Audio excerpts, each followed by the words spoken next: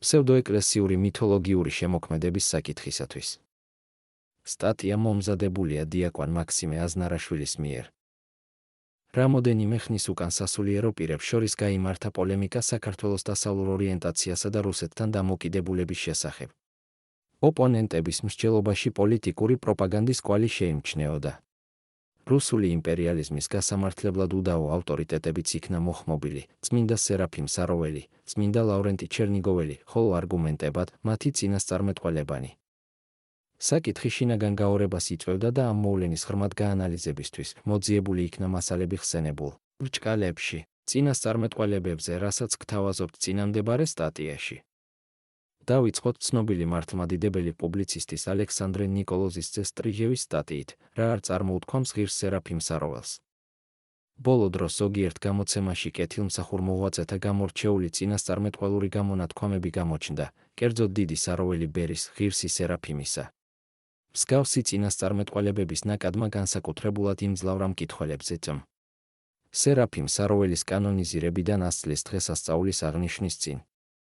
ცნობილია, რომ საროველი სასწაულთმოქმედი წინასწარმეტყველების უდიდეს ნიჭს ფლობდა. ეს წინასწარმეტყველებანი როგორც დივეოს სავანის, ასევე რუსეთის მომავლის ხვედრს ეხება.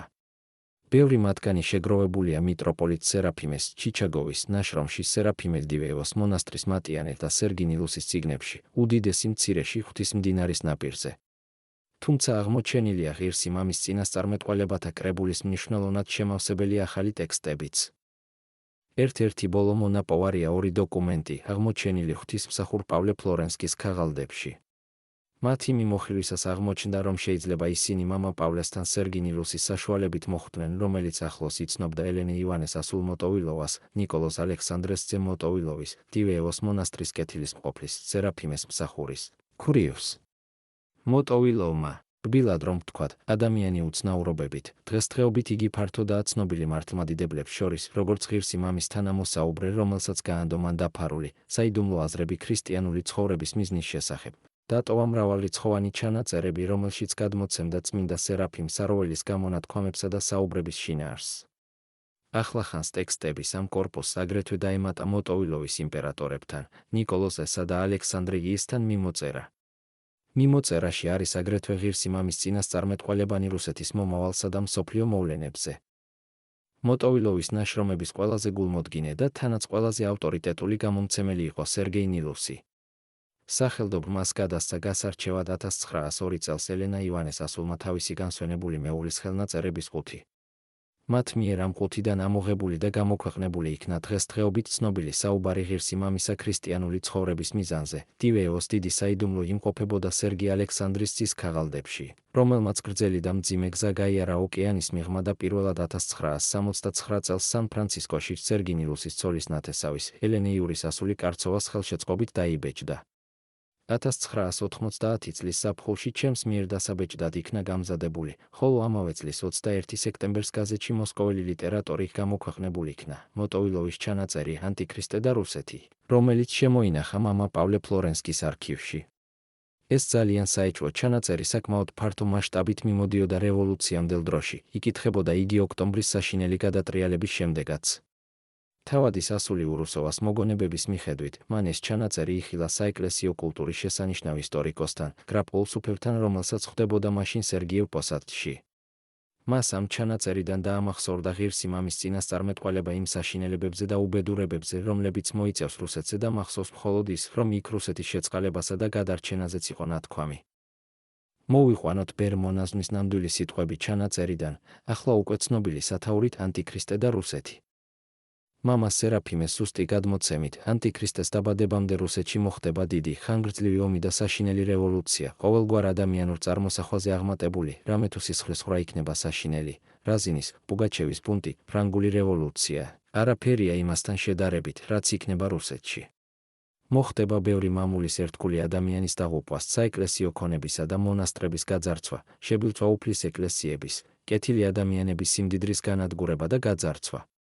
რუსული სისხლის მდინარეები დაედინება, მაგრამ უფალი შეიწყალებს რუსეთს და ტანჯვის გზით მიიყვანს დიდ დიდებასთან. წმინდა სერაფიმ საროველის ამ წინასწარმეტყველური სიტყვების სინამდვილე ეჭვს არ იწვევს, რამე თუ მოტოვილოვის მიერ მონიშნულია, მამა სერაფიმეს სუსტი გადმოცემით. მაგრამ შემდეგ იგივე წერილში ზემორე სიტყვებს მოჰყვება თავად მოტოვილოვის ნააზრევი სრულიად რუსეთსა და გოგისა და მაგოგის სლავურ სამეფოზე, რომლის წინაშეც შეძრწუნდებიან ყველა ერები, მსოფლიოს გადანაწილებასა და რუსეთის იმპერიის არნახულ გაფართოებაზე, ანტიქრისტეს დაბადებაზე პეტერბურგსა და მოსკოვს შორის, რომელსაც დაერქმევა მოსკოვ-პეტროგრადი, მერვე მსოფლიო კრების მოწვევაზე ყოველგვარი მასონობისა და მსგავსი პარტიების საბოლოოდ დასაწყებლად, რომელთა მიზანია დაუმორჩილონ მთელი მსოფლიო ანტიქრისტიანობას. ერთმართველი თვითმპყრობელი ღვთისმბრძოლი მეფის სახით ერთადერთს მთელი მსოფლიოს სათავეში ანტიქრისტეს. შემდეგ ნაწერი გვიამბობს მასზე, რომ ებრაელები და სლავები ღვთისრჩეული ერებია, მისი ჩურჭელი და მოწმე, კიდობანი და ურღვეველი, ყველა სხვა ხალხები კი არის როგორც ნერწყვი, რომელთაც უფალი განაგდებს თავისი ბაგიდან. მოტოვილოვის აზრით, ეს მესიანისტური ერები სათნოეყოფიან უფალს, მაგრამ ანტიქრისტეს დროებაში მხოლოდ სლავები ღირს იქნებიან ღვთის უდიდესი მადლმოსილებისა იმისათვის, რომ არ მიიღეს დაღუპვის ძე. და გამეფდება რუსული ყოვლადძლიერი ენა დედამიწაზე და სხვა სამეფო უფრო ყოვლადძლიერი რუსულ-სლავიანურზე არ იქნება ქვეყანაზე. ხაზი გაუსვათ კიდევ ერთხელ, რომ ღირს სერაფიმესთან ამ წინასწარმეტყველებებს არავითარი კავშირი არ აქვს. მოტოვილოვის ფიქრები ესქატოლოგიურ თემაზე მთლიანად შეესაბამება მის განწყობას ცეც საუკუნის 60-იან წლებში, როცა ქმნიდა დივეევოს უდიდეს საიდუმლოს. არ გვაქვს არავითარი საფუძველი სრულიად სლავური გოგისა და მაგოგის სამეფოს მისეული გააზრება ღირს სერაფიმ საროველს მივაწეროთ. სამწუხაროდ ამას ზოგიერთი ეკლესიასთან დაახლოებული გამომცემლობა აკეთებს. ანუ მიაწერს ღირს სერაფიმეს სიტყვებს, რომელიც მას არ გამოუთქვამს. მსგავსი ტიპის გამრუდებანი შეიმჩნევა ჟურნალის პირველი და უკანასკნელი გვერდებზე, რომელიც მანიაგინის რედაქტორობით გამოდის. 2003 წლის 5-9 ნომერში მე-6 ფურცელზე, ზემოთ მოყვანილი მოტოვილოვის სრულიად რუსეთსა და გოგსა და მაგოგის სლავურ სამეფოზე ნააზრევის შემდეგ ვკითხულობთ. რუსეთისა და სხვა ხალხთა გაერთიანებული ძალებით კონსტანტინოპოლი და იერუსალიმი იქნება დაკავებული. გაყოფისას თითქმის მთელი თურქეთი დარჩება რუსეთს. კალმის ერთი მოსმით ღირს სერაფიმ საროველს წარმოათქმევიეს ის, რაც მის ბაგეს არასდროს დაცდენია. პანსლავიანიზმი, როგორც იდეური მიმდინარეობა რუსეთის განათლებულ წრეებში ძირითადად ცეც საუკუნის 60-იან წლებში დომინირებდა. ეს პერიოდია, როცა მოტოვილოვი მეხსიერებაში აღიდგენდა დიდ საროველ წინასწარმეტყველთან საუბრის დეტალებს. ერეოდა რა ისინი სხვა კეთილმსახურ მოღვაწეთა გამონათქვამებში. მისი ჩანაწერის ანტიქრისტე და რუსეთის შემთხვევაში ერთმნიშვნელოვნად გამოიცნობა სხვა ადამიანის ესქატოლოგიური განსჯა-ნააზრევი, შესაძლოა ანტონი ვორონეჟელის, დახვეწილი აზროვნების მქონე დიდებული მღვდელმთავრისა. ამის შესახებ მიანიშნებს თავად მოტოვილოვიც, ათარიღებს რა თავის ჩანაწერს 1834 წლით ვორონეჟში მგზავრობის დროით, როცა შედგა კიდეც ეპისკოპოს ანტონთან მისი საუბარი. 1834 წელს ბერ-მონაზონი სერაფიმი უკვე კარგა ხნის გარდაცვლილი იყო. აღესრულა 1833 წლის 1 იანვარს. ასე რომ ღირს მამას არ გამოუთქვამს ის, რაც ნათქვამიან, ამ მოტოვილოვის წერილის ბოლო აბზაცში, ისრაელში დაიბადა იესო ქრისტე, ჭეშმარიტი ღმერთკაცი ღვთისძე მასზედ გარდამოსული სულიწმინდით, ხოლო სლავებსა და რუსებს შორის დაიბადება ნამდვილი ანტიქრისტე, ადამიანი, დემონი, დანის ტომიდან გამოსული მეძავისა და ეშმაკის შვილი, მამაკაცის თესლიდან ხელოვნურად ჩასახული, რომელთან ერთადაც დედის საშოში სიბნელის სული შესახლდება. მაგრამ ერთი ვინმე რუსებიდან მოესწრება რა ანტიქრისტეს დაბადებას, მსგავსად სიმეონ ღვთისმიმრქმელისა, ღრმა იესოს მაკურთხეველისა და მისი დაბადების მსოფლიოზე მაუწყებელისა, ის, რუსი, დაწყევლის ანტიქრისტეს დაბადებას და აუწყებს ქვეყანას, რომ ისაა ნამდვილი ანტიქრისტე. ეს სტილისტური წყობა მთლიანად მიეკუთვნება თვითონ მოტოვილოვს და არავის სხვას, რამე თუ ჩვენ ღვთისმსულიერ მამებს დასკვნები წმინდა წერილისა და წმინდა მამათა სწავლების საფუძველზე გამოჰქონდათ, და თუ კი ამა თუ იმ საკითხს თავიანთ ნააზრევს მიამატებდნენ, ისინი არანაირად არ ეწინააღმდეგებოდნენ მართლმადიდებლურ გადმოცემას. წმინდა გადმოცემის მიხედვით ანტიქრისტე დაიბადება არა სლავერში, არამედ წამოყენებული იქნება ებრაელთა მიერ, აღანთებენ რა უსჯულოების საიდუმლოს. პირველი, ვინც გვაფრთხილებდა მოტოვილოვის ანტიქრისტე და რუსეთის არასწორ გაგებაზე იყო მიქაელ შუმსკი. იგი დოკუმენტის მოსკოველ ლიტერატურში პუბლიკაციას ცხელკვალზე სასწრაფოდ გამოეხმაურა იგივე გაზეთში თავისი ცოტათი გაღიზიანებული, მაგრამ არსებითად სწორი წერილით. განსაკუთრებული მონდომებით ქადაგებდა საროველი ხუცესი რუსული სახელმწიფოებრიობის ლიბერალური მოწყობის გზების დამღუპველობაზე. განსჯა სლავ ხალხთა ერთიანობაზე დიდ ეჭვს იწვევს მისი ღირსი სერაფიმესათვის მიკუთვნების საკითხში. მსგავსება მოტოვილოვის აღნიშნული სტატიასთან შეინიშნება ჟურნალ სულისთვის სარგო საკითხავის 1912 წლის პუბლიკაციაშიც. კერძოდ, იქ ვინმე ჟურნალისტი პოტაპოვი მოტოვილოვის მეუღლის სიტყვებზე დაყრდნობით წერდა: ყველაფერი ის, რაც ატარებს დეკაბრისტების, რეფორმატორების სახელს და ერთი სიტყვით მიეკუთვნება ყოფის გამოუმჯობესებელ პარტიას, არის ნამდვილი ანტიქრისტიანობა, რომელიც განვითარებისას, დედამიწაზე ქრისტიანობისა და ნაწილობრივ მართლმადიდებლობის დამხობას გამოიწვევს და დამთავრდება ანტიქრისტეს მთელ მსოფლიოზე გამეფებით, გარდა რუსეთისა, რომელიც სხვა სლავურ ქვეყნებთან ერთად ხალხთა უზარმაზარ ოკეანედ იქცევა, რომლის წინაშეც შიშის ქვეშ იქნებიან დედამიწის სხვა ტომები. და ეს ისეთივე სიმართლეა, როგორც 2x2-4-ია, თუმცა ეს პუბლიკაცია მოტოვილოვის წერილის საფუძველზე შეიქმნა. ღირს სერაფიმესათვის მისი ავტორობის მიწერა შეუძლებელია. ღირსი მამის დროს მე ამბოხეებს დეკაბრისტებად არ მოიხსენიებდნენ. ტერმინი დეკაბრისტი ხმარებაში მხოლოდ რამოდენიმე ათწლეულის შემდეგ შემოვიდა. უფრო დიდ ეჭვს იწვევს ზოგიერთი ნარატიული, სხვაგვარად, ზეპირი წყარო. განსაკუთრებით ხშირად მათ იყენებენ, როცა საუბარი ეხება წმინდა სერაფიმეს წინასწარმეტყველებებს უკანასკნელი მეფის, ნიკოლოზ იის ბედთან მიმართებაში. აქ უკვე ანონიმურ წყაროებსაც მიმართავენ, ამოღებულს ლიბერალი ისტორიკოსის მელგუნოვის წიგნიდან, უკანასკნელი თვითმპყრობელი, რომელმაც დღის სინათლე 1917 წლის თებერვალ-ოქტომბერში იხილა, მეფე იმპერატორსა და მის ოჯახზე ზღვარგადასული ცილისწამების მომენტში. ღირსი მამის წინა უწყება მეფე ნიკოლოზ იეზე თითქოს ასე ხმაყოფდა, ამ მონარქის მეფობის დასაწყისში იქნება უბედურება და სახალხო არამი. იქნება მარცხიანი ომი. მოიწევს უდიდესი შფოთი სახელმწიფოს შიგნით, მამა აღსდგება შვილზე და ძმა ძმაზე. მაგრამ მისი მმართველობის მეორე ნახევარი იქნება ნათელი და მეფის ცხოვრება კი დღეგრძელი. მინიშნება ნიკოლოზ იის მმართველობის მეორე ნახევრის ხანგრძლივობაზე არ გამართლდა. და ეს არცაა გასაკვირი, რადგან ღირსი სერაფიმე, მოტოვილოს თუ დავუჯერებთ, ნიკოლოზს გულისხმობდა ამ აზრის გამოთქმისას. მისი მმართველობის დროს იყო თავადების ბუნტიც და 1830 წლის უბედური ჭირი, აგრეთვე წარუმატებელი ყირიმის ომი. ზუსტად ამაზე იყო საუბარი მოტოვილოვის ალექსანდრე იესადმ მიმართულ წერილში, ხოლო მელგუნოვი დოკუმენტების არქონის გარეშე ეყრდნობა ზეპირ გადმოცემას. ამ წინასწარმეტყველების ტექსტი ხსნის რა იგი თავის წიგნში. თითქოს და ჩაწერილი იყო რომელიღაც გენერლის მიერ და შენახული იქნა ჟანდარმთა კორპუსის არქივში. ამბობენ, რომ ალექსანდრე ეი უშედეგოდ ეძებდა ამ დოკუმენტს, წინასწარმეტყველება ეხებოდა ყველას მეფობას, მაგრამ როცა მოიფიქრეს მიემართათ პოლიციის დეპარტამენტისთვის, მაშინ სასურველი ქაღალდი ინახა, სწორად წერს ქაღალდი ინახა.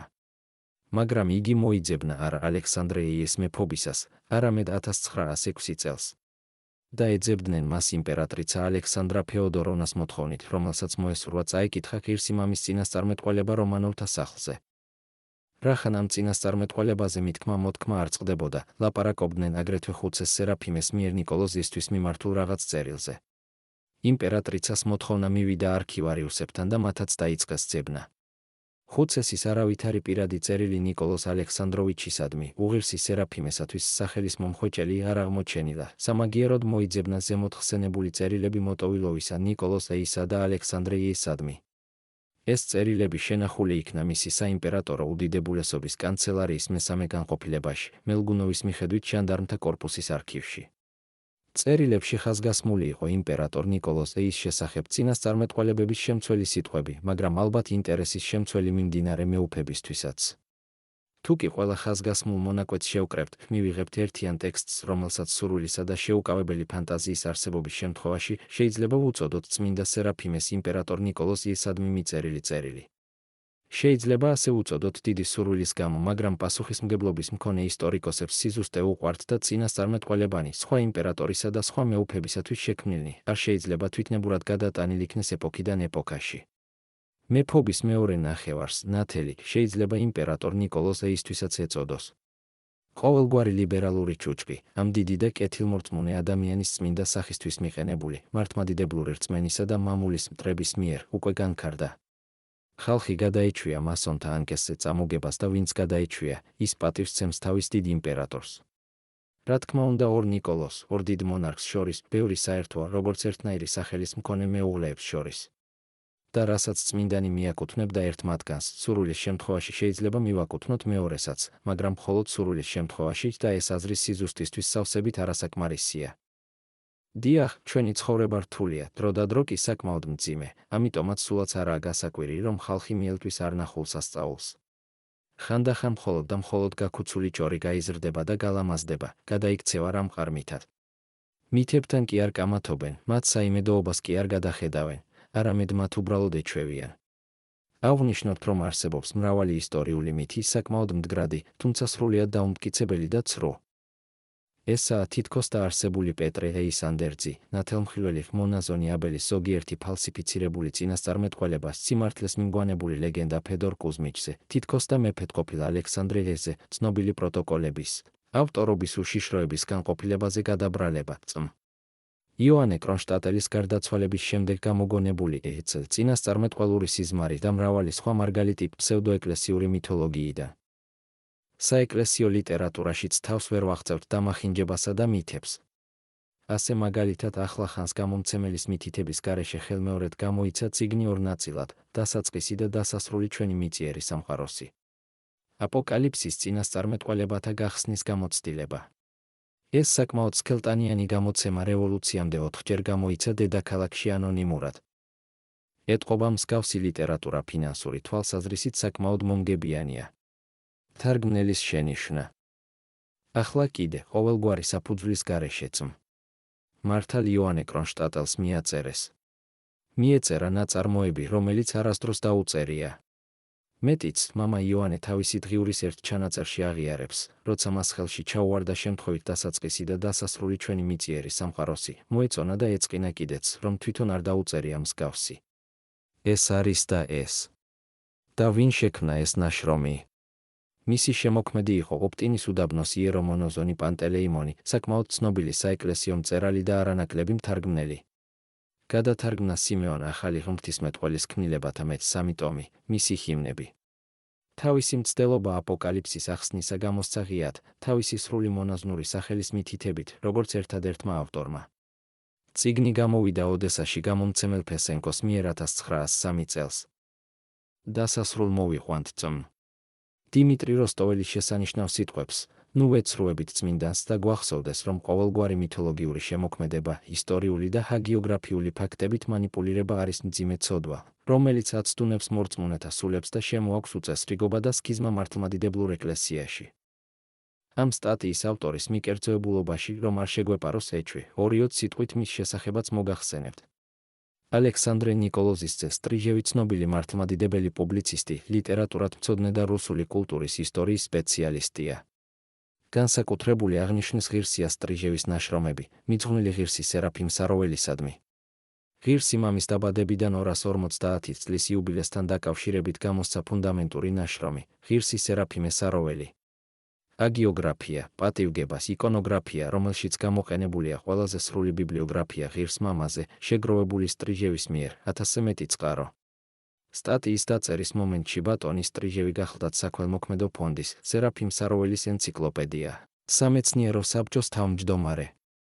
მოტოვილოვის გამონაგონის თავისებურ გაგრძელებასა და ინტერპრეტაციას წარმოადგენს ლეგენდა კონსტანტინოპოლის საკათედრო ტაძარ, აია სოფიაში და უმთავრებელი წირვის შესახებ. ამ ლეგენდის მიხედვით მწირველი მღვდელი ბარძიმთან ერთად აია სოფიას კედელში შევიდა და უცდის კონსტანტინოპოლის გათავისუფლებას, რათა წირვა დაასრულოს, რომელიც თითქოს და რუსეთის მიერ თურქეთის აღების შემდეგ უნდა დასრულდეს. მართლმადიდებლური მითოლოგიის მოყვარულები, როგორც წესი რადიკალური მიდგომით გამოირჩევიან და მართლმადიდებლობის უცილობელ დამცველებად მოაქვთ თავი. მათ გასაგონად ვიტყვით, რომ ბოლო წირვა, რომელიც კონსტანტინოპოლის დაცემისას ჩატარდა უნიატური იყო. რახან ფსევდომართლმადიდებლურ მითებში არსებულ პოლიტიკურ კონტექსტებზე ვისაუბრეთ, შეუძლებელია არ ვახსენოთ მთელ პოსტსაბჭოთა მართლმადიდებლურ სივრცეში გავრცელებული თანამედროვე მითოლოგიური შემოქმედების მარგალიტი, ლეგენდა ბჟეზინსკიზე, კერძოდ კი მისი ციტატა, საბჭოთა კავშირის დაშლის შემდეგ ამერიკას დარჩა მთავარი მტერი, რუსეთის, ზოგი ვერსიით ზოგადად მართლმადიდებლური, ეკლესიის სახით. არ მეგულება ეკლესიური ადამიანი, რომელიც ამ მითს არ იცნობდეს. ბჟეზინსკის ეს სიტყვები გამოყენებულია, როგორც სერიოზული ბაზისი ამერიკის და მისი ჰეგემონობით მთლიანად დასავლური კულტურის ანტიმართლმადიდებლური შეთქმულების თეორიის სამხილებლად. ციტატის წყაროდ ხშირად ასახელებენ პოლიტოლოგიაში ცნობილ ნაშრომს დიდი საჭადრაკო დაფა. საეკლესიო პერიოდიკიდან თუ ამბიონიდან მოწოდებული ამ ლეგენდის მჯეროდა, მაგრამ მაკვირვებდა ბჟეზინსკის გულახდილობა და არადიპლომატიურობა. ამბობენ ასჯერ გაგონილს ერთხელ ნანახის ჯობსო და დავინტერესდი ამ წიგნის რუსული თარგმანით. ჩემდა გასაკვირად ხსენებული ციტატის მსგავსი ვერაფერი აღმოვაჩინე. ავტორი სრულიად ნეიტრალური ჩანს ეკლესიის მიმართ და მართლმადიდებლობა ერთხელაა სულ ნახსენები, ისიც სულ სხვა კონტექსტში. კომუნიზმი სახელდებული იქნა როგორც რუსული მართლმადიდებლობის გამყიდველობა. ბჟეზინსკის ადვოკატი არ გახლავართ, მით უმეტეს არც საჭიორებს, მაგრამ წიგნის წაკითხვის შემდეგ დამრჩა შთაბეჭდილება, რომ ავტორი თავისი საქმის პროფესიონალია და მისი დიდი საჭადრაკო დაფა. 20 საუკუნის დასასრულის მსოფლიოს გეოსტრატეგიული ანალიტიკური სფეროს ერთ-ერთი სერიოზული ნამუშევარია. ამ მითის აპოლოგეტებს მოუწოდებ გაეცნონ ნაშრომს და დასკვნებით შემდეგ გააკეთონ. ეკლესიაზე რა მოგახსენოთ და ბჟეზინსკის საკმაოდ ხისტი გამონათქვამები აქვს რუსეთის ყოფილი და დღევანდელი მმართველების წინააღმდეგ. ყველასთვის ცნობილია მისი მტრული დამოკიდებულება საბჭოთა ხელისუფლებისა და კრემლის თანამედროვე მესვეურების მიმართ, მაგრამ ამ დამოკიდებულების რუსულ და მეტადრე მართლმადიდებლური ეკლესიის წინააღმდეგ გადამისამართება ყოველგვარი არგუმენტირების გარეშე საკმაოდ უცნაური მოვლენაა. მგონება არის მცდელობა კრემლისა და ეკლესიის ინტერესების თანახვედრის ილუზიის შექმნისა. კომუნისტურმა იდეოლოგიამ კრახი განიცადა. რუსეთის იმპერიაც ცდილობს ბოლშევიკური იდეოლოგიისთვის ალტერნატივის მოძიებას და ამისთვის მართლმადიდებლობის გამოყენებას. ბოლო დროს ეს ტენდენცია საკმაოდ შესამჩნევი გახდა და რუსული ეკლესიის სამღვდელოების ნაწილი თავის პუბლიკაციებში ღიად უპირისპირდება ამ მოვლენას, თუმცა ეს საუბრის სხვა თემაა და ჩვენ ამ შემთხვევაში გვაინტერესებს იმდენად, რამდენადაც ხსენებული იდეა, როგორც წესი, ხშირად ეყრდნობა ფსევდომართლმადიდებლურ მითოლოგიას. საინტერესოა, რას ეყრდნობა ბჟეზინსკის ანტიმართლმადიდებლური ფსიქოპორტრეტის ჩამოყალიბება ჩვენს ცნობიერებაში, როცა მტრობის სხვა ნიშნები და მოწმობები, გარდა ამ ციტატისა, არ მოიყვანება. ხსენებული ციტატის წყარო კი ვერც ბჟეზინსკის სხვა ნაშრომებში, ინტერვიუსა თუ პუბლიკაციებში ვერ აღმოვაჩინე, თუმცა წავაწყდი უკრაინის ეკლესიის დიაკვნის ანდრეი გლუშენკოს საინტერესო სტატიას საინტერესო სათაურით. უწოდა თუ არა ზბიგნევ ბჟეზინსკიმ რუსეთის ეკლესიას აშშ მთავარი მტერი, რომლის შემოკლებულ თარგმანსაც ქვემოთ შემოგთავაზებთ. საკმაოდ გავრცელებული აზრის საწინააღმდეგოდ ზბიგნევ ბჟეზინსკის არასდროს წარმოუთქვამს სიტყვები, რომელსაც ხშირად მიაწერენ. საბჭოთა კავშირის დაშლის შემდეგ ამერიკის მთავარი მტერი გახდა რუსეთის ეკლესია. უმეტეს შემთხვევაში ამ ფსევდოციტატის მოყვანისას რუს მართლმადიდებელ პუბლიცისტებს საერთოდ არ გააჩნიათ არავითარი წყარო, მით უმეტეს ბჟეზინსკის ინტერვიუს, სტატიისა თუ წიგნის სახით. მოცემული ციტატის წარმოშობის შემსწავლელმა ჟურნალისტებმა ვერ აღმოაჩინეს ვერავითარი კვალი ბჟეზინსკის მსგავსი გამონათქვამებისა ინგლისურენოვან ინტერნეტში, რუსული ვებგვერდების ინგლისური ვერსიების გამოკლებით, რომლებშიც იგი მოიყვანება რუსულად. ერთადერთი წყარო ამ ციტატისა, რომელიც ჟურნალისტებმა შეძლეს დაედგინათ და კერძოდ რომლიდანაც დაიწყო მან თავისი არსებობა, ესაა დამოუკიდებელი გაზეთის 1997 წლის 14 თებერვლის გამოცემა. მასში გამოქვეყნებულია ნიკიტა მიხალკოვის სტატია, სადაც ის აცხადებს, ცოტა ხნის წინ აშშ ყოფილმა სახელმწიფო მდივანმა ზბიგნევ ბჟეზინსკიმ წარმოთქვა უცნაური ფრაზა: კომუნიზმის დანგრევის შემდეგ ამერიკას დარჩა ერთადერთი მტერი რუსული მართლმადიდებლობა, მაგრამ არავითარი მონაცემი სახელდობ როდის, სად, ვისთან საუბარში ან თუ გინდ რა შემთხვევაში წარმოითქვა ეს ფრაზა, მიხალკოვმა არ მიუთითა. მეტიც, მიხალკოვის მტკიცების მიუხედავად, ბჟეზინსკი არასდროს ყოფილა აშშ სახელმწიფო მდივანი. შემდეგ არ არსებობს არავითარი ცნობა, რომ მიხალკოვი მანამდე შეხვედროდა ბჟეზინსკის და ასეთი შეხვედრა კიდეც რომ ყოფილიყო. დაუჯერებელია, რომ მიხალკოვის თანდასწრებით ღიად გამოეთქვა ბჟეზინსკის ასეთი ცინიკური სიტყვები. მსგავსი რომც მომხდარიყო, მიხალკოვი აუცილებლად დააზუსტებდა, რომ პირადად მოისმინა, მაგრამ თავის სტატიაში მან ეს არ გააკეთა. ამგვარად საქმე გვაქვს აბსოლუტურად არაფრით განმტკიცებული ნათქვამის განმეორებასთან. შემდეგ ბჟეზინსკის ამ სიტყვების ციტირებისას არც თუ ისე იშვიათად ასაბუთებენ, რომ მან ეს სიტყვები თითქოს და წარმოთქვა 1991 ან 1992 წლებში საბჭოთა კავშირის დაშლის დროს ან მის შემდგომ ეპოქაში. მაგალითად, 1991 წლის აგვისტოში მთავარმა ამერიკელმა სპეციალისტმა რუსეთის საკითხში ზბიგნევ ბჟეზინსკიმ განაცხადა, რომ კომუნიზმის დაცემის შემდეგ დემოკრატიას დარჩა ერთი მტერი, მართლმადიდებლური ეკლესია. მხოლოდ ერთხელ, კომუნისტური რეჟიმის დამხობით გამოწვეული სიხარულის ფონზე, ბჟეზინსკიმ წამოიძახა, ეხლა ჩვენ დაგვრჩა ერთადერთი მტერი, მართლმადიდებლური ეკლესია. ეს იყო უხეში შეცდომა, მიუტევებელი მსგავსი გამოცდილი ინტრიგანისთვის. ამ დროს მიხალკოვი 1997 წლის სტატიაში ამბობს, რომ ეს ფრაზა ბჟეზინსკიმ ახლახან წარმოთქვა. მიხალკოვის ამ სტატიამდე კი არავითარი ხსენება ბჟეზინსკის მოცემული სიტყვებისა საერთოდ არსად არ გვხვდება. აუცილებელია აღინიშნოს აგრეთვე, რომ თავიდან ეს ციტატა განთავსებული იყო რუსული ვიკიპედიის სტატიაში ბჟეზინსკიზე, მაგრამ განხილვის შემდეგ ის სტატიიდან ამოღებული იქნა, რადგან განსხვავებით სხვა ციტატებიდან, სხვათა შორის ძალიან კრიტიკული საბჭოთა და რუსულ ხელისუფლებასთან მიმართებაში, არ გააჩნდა არავითარი ავთენტური წყარო. ბჟეზინსკის პუბლიკაციებში შეუძლებელია ნახოთ რაიმე მკვეთრი გამონათქვამი რუსულ მართლმადიდებლურ ეკლესიაზე. მეტიც მართლმადიდებლობაზე ბჟეზინსკი საუბრობს ძალიან იშვიათად და ამ დროს არასდროს არ ავლენს არანაირ მტრულ დამოკიდებულებას. და ბოლოს, ახლახან BBC-ს ვებგვერდზე რუსმა მკითხველმა ზბიგნევ ბჟეზინსკის დაუსვა იგივე კითხვა, რომელიც ხსენებული ციტატის საფუძველში დევს და მიიღო პასუხი. ვინა ამ მთავარი მტერი აშშ-თვის? ზბიგნევ ბჟეზინსკი, აშშ-ს არ ყავს მტერი ნომერი პირველი. არიან ქვეყნები, რომლებიც მტრულად არიან განწყობილი აშშ-სთან და მათთან აშშ-ს მტრული დამოკიდებულება აქვს, მაგრამ ასე რომ ითქვას, ბევრ პრობლემას, რომლებიც ჩვენ შეგვექმნა ამ სახელმწიფოებთან, რუსეთიც განიხილავს პოტენციურ საშიშროებად თავისთვისაც. ასე რომ კითხვას, თუ ვის უწოდებს ღიად ბჟეზინსკი ამერიკის მთავარ მტერს, უნდა გაეცეს შემდეგი პასუხი: არავის. ამავე დროს ის ქვეყნები, რომლებსაც ბჟეზინსკი დღეს ამერიკის მტრად განიხილავს, მისივე აზრით გარკვეულ საფრთხეს წარმოადგენენ რუსეთისთვისაც. როგორც ვხედავთ, ბჟეზინსკი სულაც არ განიხილავს რუსეთს თავის მტრად, ან უკიდურეს შემთხვევაში არ საუბრობს ამაზე სახალხოდ და მით უმეტეს არ თვლის მთავარ მტრად რუსულ ეკლესიას. ყოველ შემთხვევაში ასეთია მისი ღიად დაფიქსირებული პოზიცია. ასე რომ, ყოველივე ზემოთ თქმულიდან გამომდინარე ნათელია, რომ ხსენებული სიტყვების ბჟეზინსკიზე მიკუთვნება ძალიან საეჭვოა, ხოლო თუ პირდაპირ ვიტყვით, ხსენებული ციტატა გუმართებს ვაღიაროთ მითად. პოსტსკრიპტუმ. ეს სტატია არ ეხება ზბიგნევ ბჟეზინსკის პირად შინაგან დამოკიდებულებას მართლმადიდებლურ ეკლესიასთან, რომლის უცილობლად დადგენა ძნელად შესაძლებელია, არამედ განიხილავს მის დამინიმ სიტყვების მიკუთვნების საკითხს, რომ რუსული ეკლესია წარმოადგენს ამერიკის მთავარ მტერს.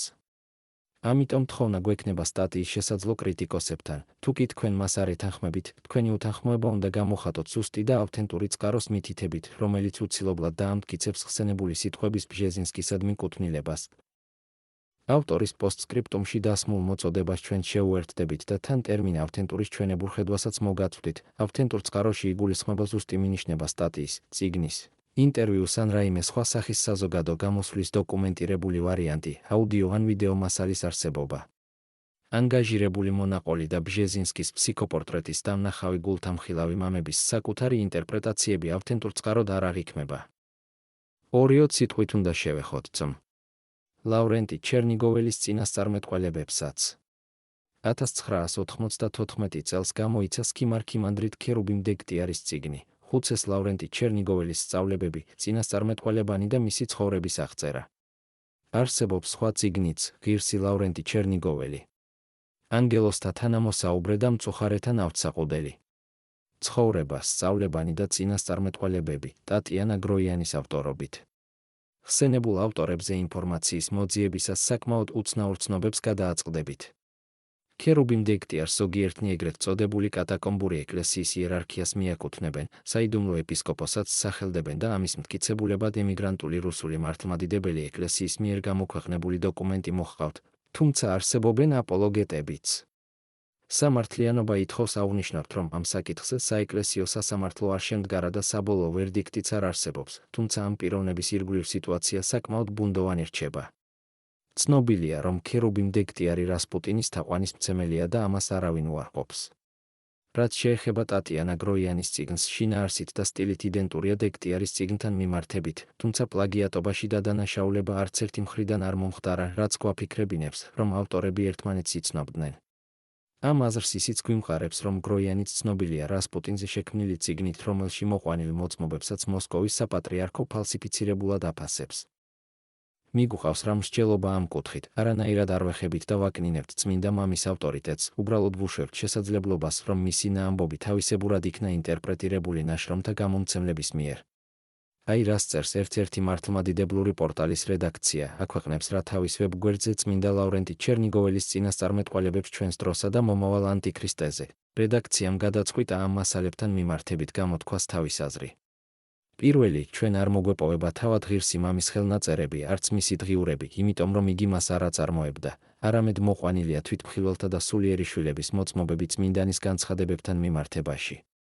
სავსებით შესაძლებელია, რომ მრავალი წლის გასვლის შემდეგ მოწმეებს დავიწყებოდათ ან რამდენადმე სხვა კუთხით გადმოეცათ ღირსი მამის სიტყვები. ბუნებრივია იმ საგნებზე თავიანთი აღქმის შესაძლებლობის ფარგლებში, რომლებზეც საუბრობდა წმინდანი. საკითხის საღად შეფასებაა. გადავიდეთ თავად ტექსტის ფრაგმენტებზე. რუსეთი მთელი თავისი სლავური ხალხებით და მიწებით შეადგენს ძლევამოსილ სამეფოს. მას დააპურებს მართლმადიდებელი მეფე, ღვთისმსხებული. რუსეთში გაქრება ყველა ერესი და სქიზმა. ებრაელები გავლენ რუსეთიდან პალესტინაში ანტიქრისტეს შესახვედრად და რუსეთში არ იქნება არც ერთი ებრაელი. მართლმადიდებლური ეკლესიის დევნა არ იქნება. უფალი წმინდა რუსეთს შეიწყალებს იმისთვის, რომ მასში იყოს სასტიკი და საშინელი ანტიქრისტეს წინარე პერიოდი. გაბრწყინდა დიდებული პოლკი აღმსარებლებისა და მოწამეთა. რუსი მართლმადიდებელი მეფის შიში ექნება თავად ანტიქრისტეს, ხოლო ყველა სხვა ქვეყნები რუსეთისა და სლავთა მიწების გარდა ანტიქრისტეს ძალაუფლებას დაექვემდებარებიან და გამოცდიან ყველა საშინელებასა და ტანჯვას აღწერილს წმინდა წერილში. მოცემული გამონათქვამი ძალიან ჩამოჰგავს მოტოვილოვის მიერ სერაფიმ საროველის სახელით გამოცემულ ნააზრევს, წარმოადგენს მის ინტერპრეტაციას და აგრძელებს მასში განვითარებულ სლავიანოფილურ იდეას. ნაშრომში ნახსენებია საქართველოც. ქაოსისა და რბევის დროს ღირსმა მამამ აკურთხა ორი და ივერთა ქვეყანაში წასასვლელად. იქ დემონი ვერ დაიმკვიდრებს, დევნულება არ იქნება, ხოლო სხვა დროს იქნება მცირედ, რადგანაც დედა ღვთისა იცავს ამ ადგილს, თქვა ხუცესმა. იბადება კითხვა, რუსეთის სამეფოსა და მასში შესული სლავური სახელმწიფოების გარდა თუ ანტიქრისტე ყველგან გაბატონდება, საქართველოში რატომ ვერ მოიდგამს ფეხს? საქართველო არაა სლავური ქვეყანა და გამოდის, რომ რუსეთის მეფის ქვეშევრდომად მოგვიაზრებს წინამდებარე ნაშრომი. მასაც და ზემოთ განხილულ მოტოვილოვის ნააზრევს პოლიტიკური პროპაგანდის ელფერი დაჰკრავს და როგორც წესი, წმინდა მამათა მსგავს ფსევდოგამონათქვამებს პოლიტიკურად აღტკინებული ბრჭყალებში ეკლესიური ადამიანები ავრცელებენ ხოლმე. ასეთები რუსეთს არც რევოლუციამდე აკლდა და არც პოსტკომუნისტურ ეპოქაში აკლია. თუ კი პანსლავიანიზმის იდეას ნამდვილ წინასწარმეტყველად ჩავთვლით და პოლიტიკური კუთხით შევხედავთ, მართლმადიდებელ კაცს არაფერი დარჩენია რუსეთის მართლმადიდებლურ იმპერიაში გაერთიანებაზე ოცნების გარდა. ეს ხომ გარანტიაა თურმე ანტიქრისტეს ძალაუფლებიდან თავდასახტევად, სრული იგნორირება წმინდა წერილის და საეკლესიო გადმოცემის. მსგავსი ილუზორული იდეების რომანტიკულად აღქმამ ერთხელ უკვე მიგვიყვანა სახელმწიფოებრიობისა და ავტოკეფალიის გაუქმებამდე და იმედია საკმარისად განვისწავლეთ შეცდომებზე. ძნელი გასაგებია საღვთისმეტყველო კუთხით შემდეგი თეზისიც, როგორც შეუძლებელია ყოვლად წმინდა სამების, მამისა და ძისა და წმინდა სულის გაყოფა, იგია ერთი ღმერთი, ასევე შეუძლებელია რუსეთის, უკრაინისა და ბელორუსიის გაყოფა, ესენია ერთად წმინდა რუსეთი. თუ კი გავითვალისწინებთ მოცემული წიგნის გამოცემის დროს, 1994 წელს, რომელიც საეჭვოდ მოსდევს 90-იანი წლების დასაწყისში უკრაინის მიერ დამოუკიდებლობის გამოცხადებას, ამ თეზისის პოლიტიკური დატვირთვა უფრო თვალსაჩინო ხდება. ვნახოთ, როგორ ეხმაურება რუსული ეკლესიის ღვთისმსახური, დიაკვანი ანდრეი კურავი მსგავს მოვლენებს თავის აქტუალურ წიგნში, აპოკრიფების მეორედ მოსვლა. ყველაზე საშიში და გავრცელებული ტიპი ფსევდომართლმადიდებლური ოკულტიზმისა გახდა თანამედროვე მასიური აპოკრიფული ლიტერატურა, ტყუილი თუ მართალი ისტორიების შემცველი თანამედროვე ხუცესებზე, ნეტარმამებსა და დედებზე, გამოცხადებებსა და წინასწარმეტყველებებზე. რამდენი საზრუნავი გაუჩინა ძველ ეკლესიას ფსევდოსაწინასწარმეტყველო ლიტერატურამ, მიაწერდნენ რა პატივსაცემ პირებს იდეებს, ზოგჯერ ძალიან კაცობრიws, ზოგჯერ ზედმეტად წარმართულს, ხანდახან კი უბრალოდ ბოდვას. რამხელა ძალას, სიფხიზლე, მიზანმიმართულობა იყო საჭირო, რათა დაეცვათ საკუთრივ სამოციქულო ტრადიცია და განექარებიათ ცრუმოსახელი, ფსევდონიმი ავტორების გამონათქვამები. ვინმე მოციქულთა სიტყვის შემგროვებელს მოჰქონდა კრებულთან პეტრეს სახარება და ამბობდა, თქვენ მხოლოდ მარკოზის სახარებას კითხულობთ. მარკოზი ხომ პეტრეს სიტყვებიდან იწერდა, აქ კი თავად მოციქულთა თავის სიტყვაა. და როგორი გამოჩნდებოდა მის თვალში ის, ვინც გაბედავდა და კრიტიკულად მოიხსენებდა მოტანილ ხელნაწერს.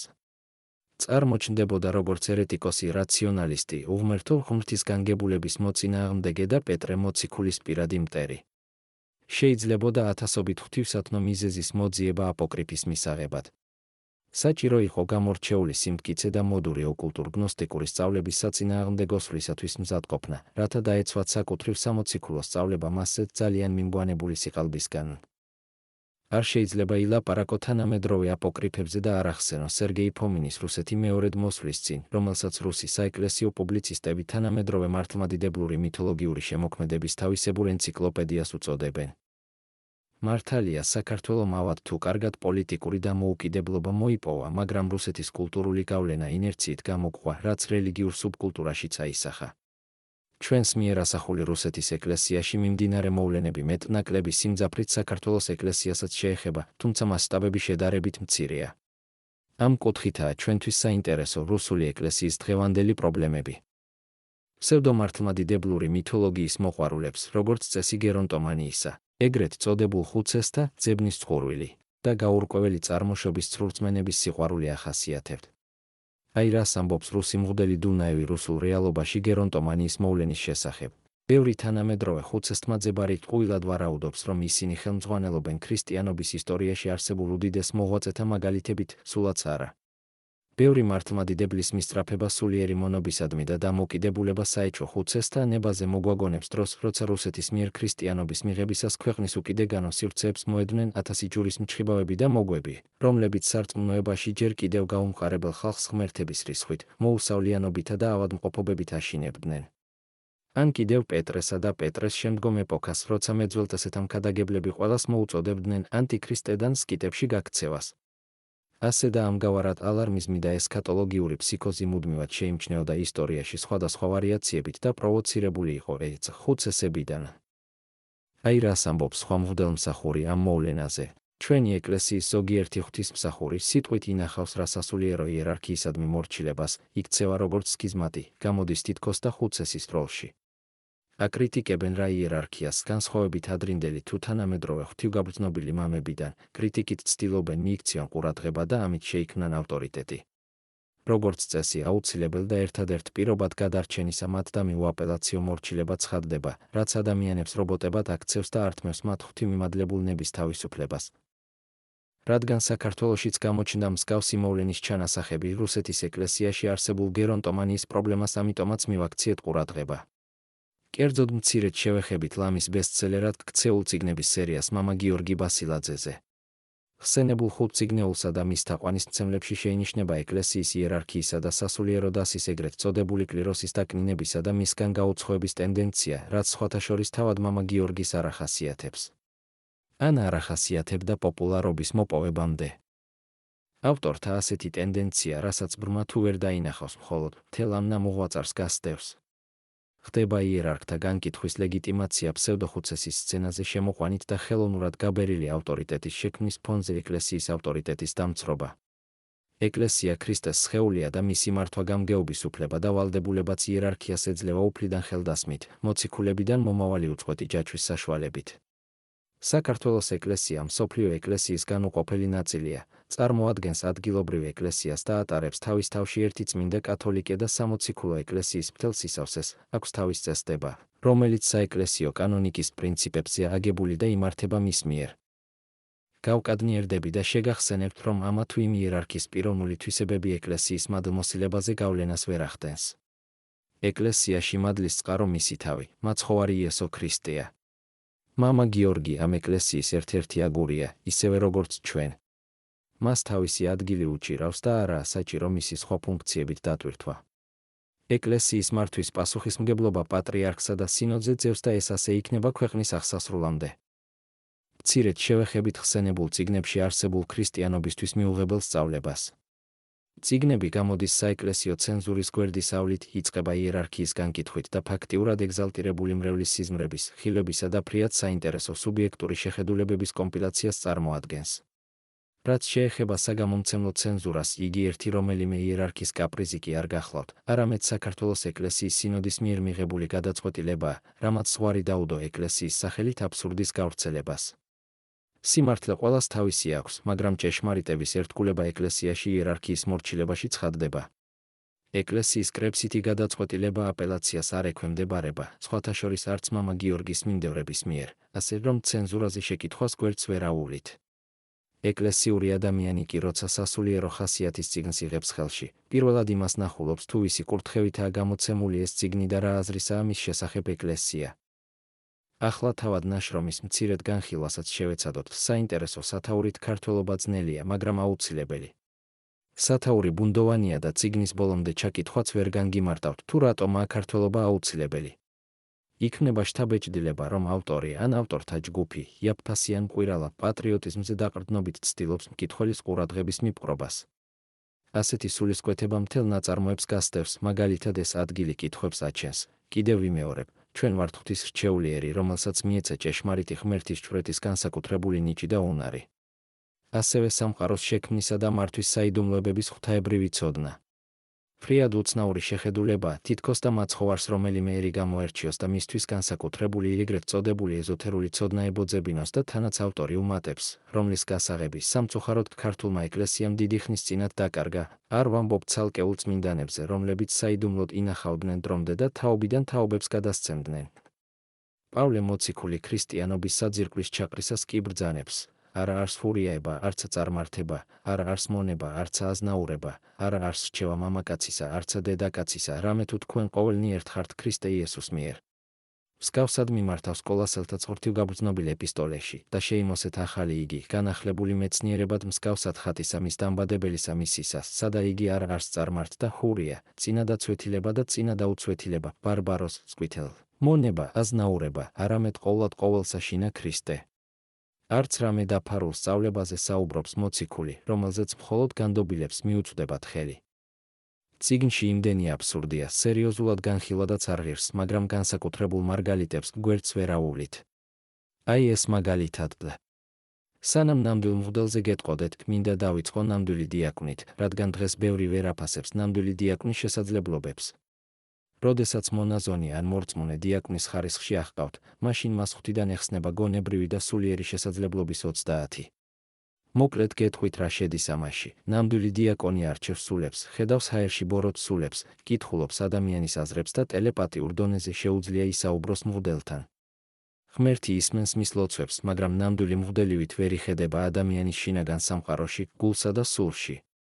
როდესაც დიაკვანი მასზე დაშვებულ დიდ ძალას შეეგუება, უხეშად რომ ვთქვათ აითვისებს, ეს მდგომარეობა პიროვნულია. ზოგი ამას უფრო ადრე აღწევს, ზოგიც ცოტა მოგვიანებით. მას აკურთხებენ მღვდლად. ამ დროს მას კიდევ ემატება 30. უკვე ნამდვილი მღვდელი ხედავს ადამიანის სულსა და გულს, იცის ადამიანის ცოდვები, წარსული. ნათლობის საიდუმლოს შესრულებისას ხედავს ბოროტს, რომელიც ის მოსანათლის სხეულში ან სულშიც და განდევნის მას. ფლობს დროს და სივრცეს, შეუძლია სხეულიდან გამოსვლა, შორ მანძილზე ესმის ლაპარაკი, იცის ადამიანთა აზრები და ზრახვებიც, აქვს უწყება მიცვალებული სულის ადგილსამყოფელზე. სულიერ არსებებზე და ასევე მატერიაზეც ზემოქმედების დიდი ძალა. ნამდვილ მღვდელს შეუძლია უსიტყვოდ აღძრას ადამიანში სინანული, გაახსენოს ცოდვები, მოჰგვაროს სიხარული და სიყვარული, დაიდოს ადამიანის ცოდვები და ძალიან მოკლე დროში თვითონ გამოიტიროს ისინი. ნამდვილმა მღვდელმა იცის, გპატიობს თუ არა ღმერთი ცოდვებს. თუ რაიმე სასჯელს ითხოვს, იცის ადამიანის ესა თუ ის განსაცდელი ან სატანჯველი რომელი კონკრეტული ცოდვების გამო მიეცა ღვთისაგან, შეუძლია მოუხსნას ჯადო, წყევლა. ნამდვილი მღვდელი ნამყოფია სასუფეველში და ზუსტად იცის, როგორ მიიყვანოს იქ მისი მრევლი. ეს არის მოკლედ ნამდვილი მღვდლის შესაძლებლობები. აშკარად რელიგიური ფელეტონის ახალი ჟანრი იბადება, დიაკვნებსა და ნამდვილობაზე პრეტენზიის მქონე მღვდლებს კი, ამ რბილად რომ ვთქვათ უცნაურობის წაკითხვისას, მხოლოდ იუმორი ააცილებს სასოწარკვეთას. წიგნში კიდევ ბევრ გამოუგნებელ სწავლა-მოძღვრებას შეხვდებით, აი თუნდაც. ანგელოზები ბილცი და გარყვნილი ადამიანების საზოგადოებას არც ეკარებიან, მით უმეტეს, მათ სხეულებში არ შევლენ თავიანთი ბუნებიდან გამომდინარე. წმიდანები კი უცოდვილეს ადამიანთა საზოგადოებაში ტრიალებენ და სულითად შედიან ასეთი ადამიანების სხეულში, რათა აღძრან მათში ღმრთისადმი სწრაფვა, ასე ვთქვათ, დაქოქონ და დაიცვან იმ ბოროტ სულთაგან, რომლებიც ჩაბუდებულები ჰყავთ მათ და რომელთა უხილავი ძაფებით არიან შეკრულნი. წმიდანებს ეს შეუძლიათ, რადგანაც მათ დიდი სიმტკიცე გამოუმუშავდათ. ფრიად უცნაური სწავლება, ვერსად ვერც ერთი წმინდა მამის ნაშრომში მსგავს ვერ შეხვდებით. ადამიანი თავისუფალი არსებაა, ეს მისი ღმრთივ მომადლებული მდგომარეობაა და არავინ არ ცდილობს, განსაკუთრებით წმინდანები, დაიმორჩილოს იგი მის სხეულში შესვლით, გარნა ბოროტის სულისა. წიგნში მართლმადიდებლური ეკლესიოლოგიისათვის უცხო სხვა ბევრ სწავლებასაც შეხვდებით, არის აშკარად ერეტიკული სწავლებანიც. წინამდებარე სტატიის მიზანი არ გახლავთ ამ აბსურდის განხილვა. ამ საკითხით დაინტერესებულებს ვურჩევ გაეცნონ არქიმანდრიტ იერომიელის ფილიშვილი ავტორობით გამოცემულ ბროშურას, თანამედროვე ცრუ სწავლებათა სამხილებლად, რომელშიც მართლმადიდებლური სწავლების ფონზე საფუძვლიანადაა გაშუქებული ხსენებულ წიგნებში არსებული ცდომილებები. მაინც როგორ გავარჩიოთ გამოცდილი ხუცესი ცრუმოძღვრიდან. რუსულ სინამდვილეში სტარეცი ეწოდება ღვთივგაბრძნობილ ადამიანს, რომელსაც გამორჩეული მოძღვრებითი და მჭვრეტელობითი ნიჭი აქვს მიმადლებული უფლისაგან. შემოგთავაზებთ ფრაგმენტებს თრებროვის, მართლმადიდებელი ბლოგერი, სტატიიდან როგორ გავზომოთ ხუცესის სიწმინდე. ბერებმა გვაკურთხეს, ამ დასაწყის არც თუ იშვიათად მოსდევს ბუნდოვანი გაგრძელება, პასპორტების დაცვა, ტყეში გასვლა, აცრების აკრძალვა. ხუცესთა მსახურება ღვთიური ნიჭია, მაგრამ არც თუ ისე იშვიათად ხუცესის იერის ნიღაბქვეშ შარლატანები ან ხიბლში მყოფი ხალხი იმალება. როგორ გავარჩიოთ ჭეშმარიტი მოძღვარი ყალბისაგან.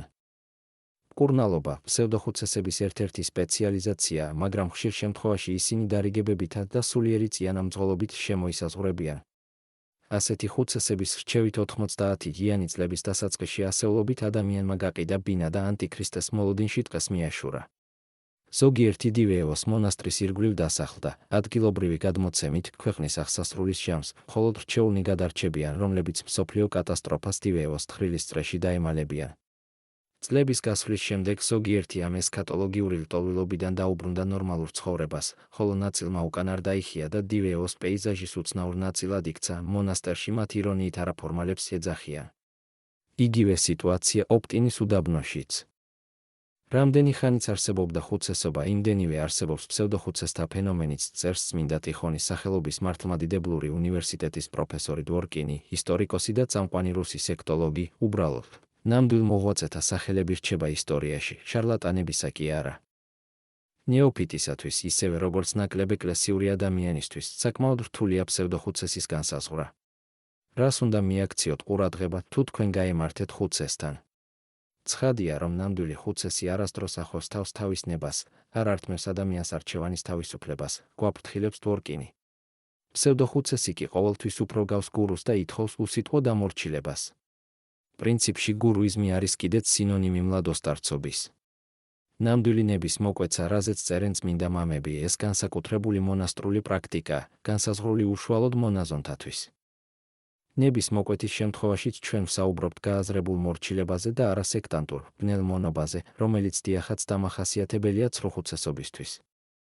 ეს პრობლემა არსებობს არა მარტო რუსეთში, არამედ საბერძნეთშიც, სერბეთშიც, საქართველოშიც, ცრუხუცესთა თაყვანისმცემლები ხშირად აპელირებენ ათონით.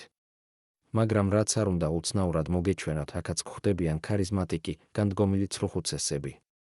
ყველაზე მთაგორიანი ნაწილი ნახევარკუნძულისა ჩრდილოეთითაა. იქ ბევრი განდეგილი ცხოვრობს, რომლებიც არც ერთ მონასტერს არ ემორჩილებიან. როგორც წესი, ესენი უმართავი ზილოტები არიან, რომლებიც საკმაოდ ეგზოტიკურად გამოიყურებიან.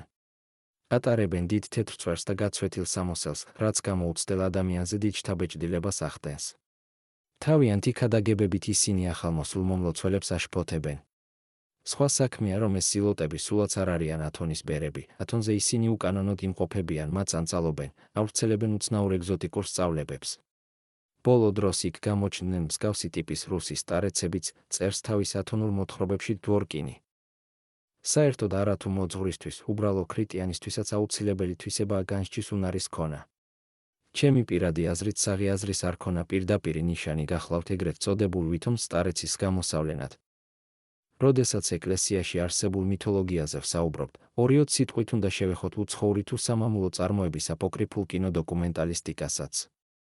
მათი საშუალებით გაეცნობით მაგალითად სტალინის მესიანური მოღვაწეობის მისტიკურ პერიპეტიებს, ან კიდე შეიტყობთ თუ ვინ გახლავთ ბოლო ჟამის საქართველოს ბოლო პატრიარქი. საინტერესოა, რომ ეს უკანასკნელი განცხადება მთელი სერიოზულობით აღიქმება, როცა მისი წარმომავლობის წყარო არც მეტი და არც ნაკლები, ერთი მოძღვრის სიზმარია. ეს ბოლო წლები მიდის აგრეთვე მოვლენების ხელოვნური დრამატიზირება პასპორტებისა და შტრიხ-კოდების ირგვლივ. მესმის, რომ პოლიტიკური მოტივაციით ახალი პირადობის მოწმობების აღება გაკრიტიკდეს, მაგრამ ვერაფრით წარმომიდგენია, როგორ უნდა მოახდინოს პირადობის მოწმობამ გავლენა ადამიანის ცხონებაზე. თანამედროვე ქართულ ჰომილეტიკურ მოღვაწეობაში სერიოზული პრობლემა დგას პოლიტიკურად პროპაგანდირებული მითოლოგიის ქრისტიანობის მაღალი იდეალებთან სინთეზისა. მართალია, უმეტეს შემთხვევაში ეს სრულიად გაუცნობიერებლად ხდება, მაგრამ ზიანის მოტანა მაინც ძალუძს. იმედია საკითხთა ღრმად შესწავლის სურვილი, ღვთიმომადლებული განსჯის უნარი და დღეისათვის არსებული აკადემიური განათლების მიღების შესაძლებლობა, ამბიონისა და პოლიტიკური ტრიბუნის მკვეთრად გამიჯვნის შესაძლებლობას მოგცემს.